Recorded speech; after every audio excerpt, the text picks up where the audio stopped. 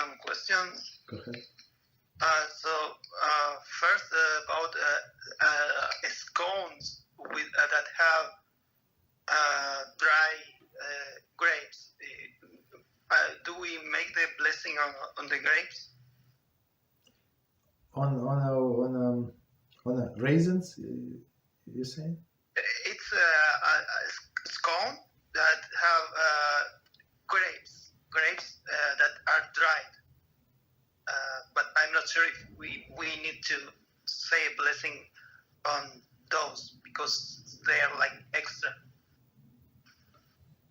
So I'm not sure what is it? Is it what is it made of? Like it's a Mezonos, like a roll or something, and has a raisin inside? It's sweet.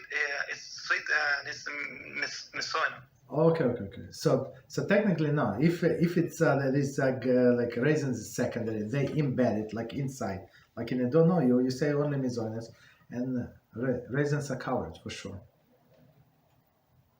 It's similar to the ones that have chocolate chips. Yes. Yes.